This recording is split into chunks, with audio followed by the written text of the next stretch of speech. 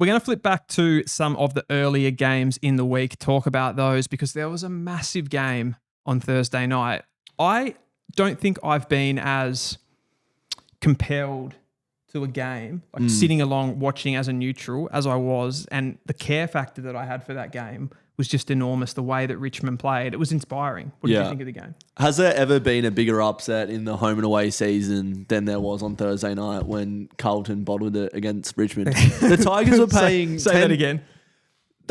What do you mean? What do you mean say it again? Just the bottling. Oh, when Carlton bottled it against Richmond. Thursday night, first game of the year, everyone was talking about this game like Richmond were going to lose by 2 million points.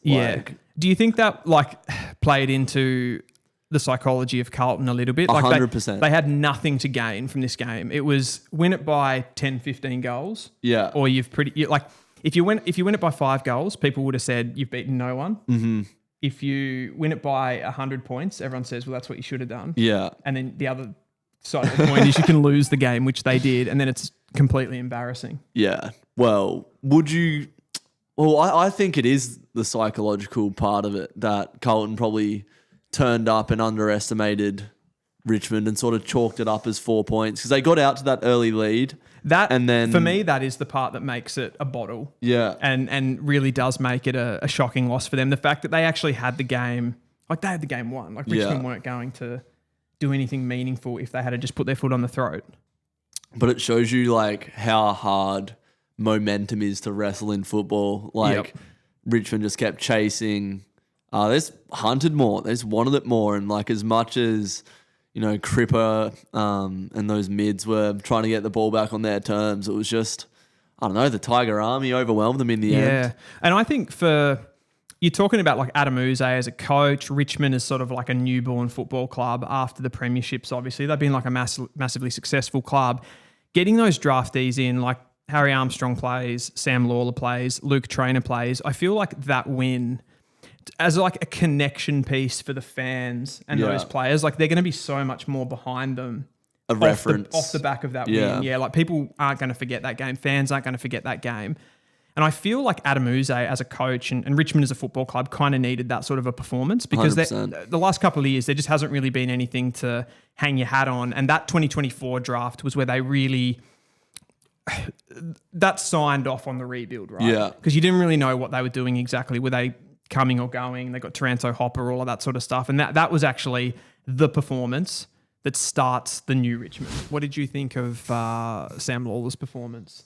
Yeah, as that number 1 draft pick.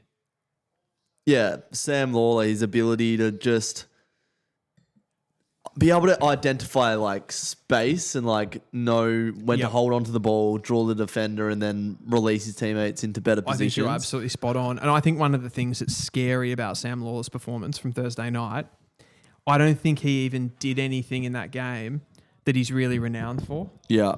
So, I mean, okay, that's maybe going a little bit too... He took a really big mark in the game and whatnot. So that's one of the things he's known for. But he didn't really take much ground, if that makes any sense. How do you? It was all creating for other players. You saw I'd say most of his touches were exactly what you said there, where he was creating space for other players, holding onto the ball for that extra second, releasing someone, basically making space for his teammates. In junior football, he was the Harley Reid. Yeah. You know what I mean? He was pushing guys away, breaking tackles, breaking the game open and kicking the ball a lot more. So I think if that was a good game for him, what's he going to do in season 2, season 3? You know what I mean? Season 8. It's going to be fun. What I liked the most about the Tigers game was just how much fearlessness they had and it was they had nothing to lose. So they were just we're just going to run all day, provide pressure and just ask the Blues the question. And once they got that momentum, the Blues just had no answer for it. It's funny too because I've watched most of their footy across the preseason, the games that Richmond have been involved in, and they've played nothing like that in any of the games that I've seen them play across the preseason. They were kicking the ball, it was a lot of chip, sideways, trying to control the footy, but not really able to do it with their sort of inexperience. And then in that game, it was just pressure. Everything was super direct. They were just kicking long to contest. I think It looked a bit like old Richmond. It did. It looked like that sort of, Damien Hardwick sort of, get the ball forward at all costs, swarm in numbers. Pressure, yeah. Have the runners. Do you think this Richmond side now is better or worse than last year? So they lose Liam Baker, Shea Bolton, and Rioli to Gold Coast, but they acquire Laylor, Smiley, Houghton, Trainer, Armstrong, all those first rounders. Do you think the new talent is more valuable to the older players that were there last season? Because they weren't really contributing last year. Now they've got these young, hungry kids. So, yeah, where do you sit with that? I think that as far as the wins and losses for this season goes, I don't really think they're better off for the young players. But I think I don't mind the model and the way that they've gone about it. The fact that they have cut really deep. They've been really aggressive. I think the one thing that you have to give Richmond credit for, and Richmond as a club, is the way that they attacked this draft. They went completely for high upside players. Mm-hmm. Sam Lawler, a lot of teams had him rated a lot lower. He didn't have the numbers of some of the other draftees. He had injuries, but he was a really high upside pick. Josh Smiley, a little bit the same. There were sort of some question marks towards the latter part of the year, but he's a big 194 centimetre sort of athletic type midfielder. Yeah. You look at Taj Houghton, he'd done a knee injury. He'd only played about 3 or 4 games, but a really high upside player. Jonty Fall was another one like that. And Luke Trainer, everyone had huge conversations throughout the year about his concussion problems, things like that. And they attacked all of those players. So they went for, we're not just going to bring in accumulator type midfielders, guys that can rack up 30 possessions. We're going to get in the guys that, there's a higher chance that they might fail in the short term. But if it works out, it's, So they sort of, swung for the clouds in that sense. And I think that's pretty admirable. And you put that up against Carlton, who, let's be honest, on the night, they were absolutely atrocious. And when they put in a performance like that, you forget about the Kernows, the Mackays, the Crippses, the Walshes, and you start to hone in on Francis the pieces Evans, around it. Kemp, these sorts of players. I'm trying to think of numbers here, but even I just look at the way that they've recruited and drafted over several years, and they do the opposite of what Richmond have done in this draft. They're always going for the safest possible picks. I even remember saying about them last year in the draft, if you look at their midfield mix, Cripps, Walsh, Hewitt, Kennedy, Chera, these types of players, none of them are really game-breaking, forward of centre midfielders. Yeah. Cripps can do that a little bit because he's a fantastic player. I love Cripps, but they didn't have that line-breaking speed, and they talked about it all off-season. We're working on our speed and power, but why don't you draft a player that has that line-breaking speed, that one that can kind of explode out of the stoppage? Because I feel like that's where they were found out, and then they go into the 2024 draft, and then they draft. And I'm absolutely not blaming this on Jagger Smith. He's had a knee injury. He's a great player. But for me, he wasn't the sort of player that they needed when they got up to pick 3. And they've taken him, I think, because he's a safe bet. Right. He's a high accumulating midfielder, and they're the ones that fail the least amount of time. So I just think that they need to be a bit more aggressive. That's not the reason they lost this game, by the way. Yeah. I'm sort of getting off track a little bit. But no, but it makes you question, where they are headed. Yeah, exactly. Because you look at, they've moved Kennedy on, of course, but how many guys in Carlton's midfield are just the same player? I don't know. I feel like Walsh still has a bit of evolving to do. Chera, I don't know. You're well placed to talk about Chera because he was at. Yeah, well, he was just very, very silky with his skills, but he's become a lot more contested, and by all accounts, he's had a massive off season. Adam Chera is a, for me, again, I know I'm hard on some of these midfielders, but doesn't offer a lot of dimension to his game for me. He's a bit of an accumulator.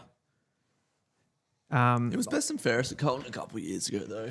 You got to have more dimensions.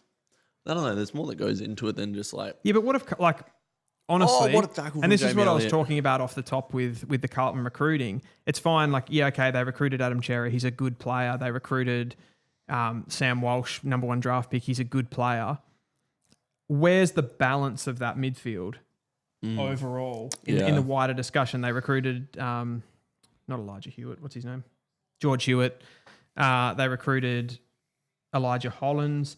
They've got Cooper Lord in the mid-season. I feel like they just recruit the same approximately. I know there's differences to these players. They're not identical players, but they're the same sort of midfielder. None of them have speed, and they're all fairly low-risk players. And I know I'm getting into this again, and I'm sort of going too far, but you can say Adam Cherry has been good for Carlton, but was he ever really going to move the needle? I don't know. They haven't won a premiership. Yeah, they've been competing the last couple of years, but I think that's largely off the back of the brilliance of Patrick Cripps, the brilliance of Charlie Curnow, and probably even Harry Mackay to some extent from the fact that he can bail you out of jail. Jacob Wiedering, another one too. So like they've got a really good team there. I just feel like they need to take some more risks with talent. Well, that year they were best, 2023, I think, was the year that Cheryl won the BNF. 2023, was it? Yeah, I think so. I'll search that up. Yeah. You can't say that Carlton over this period have ever been they've made a prelim final. They've never been a top 4 side though. No. They've never been able to put it together. And I feel like they've never, it's probably harsh to say that they haven't ever won a big game because they won like a couple of big finals but they won that big final against Melbourne, who were a bit of a declining force. Well, Melbourne should have won that game. It wasn't that they were a declining force. It was that they kicked like 8 goals, 18 or something ridiculous. Like they did. They didn't convert their chances for sure. I don't think Carlton have ever got themselves into a position where it's their premiership to lose. And I know that's a difficult place to get yourself into. Let's not take this out of context. Like Carlton could start humming in 3, 4, 5 weeks, but at the same time, they've got a really tough start. They've got the Hawks at the MCG next week. They've got the Dogs and then Collingwood. So, but it's that like you're right about that, and they've got a great spine, like Wiedering in the back line, Cripps in the middle, Mackay, Curnow. When Curnow's back in the team, obviously they're better. I'm just not sure what they've got around that and whether they're good enough.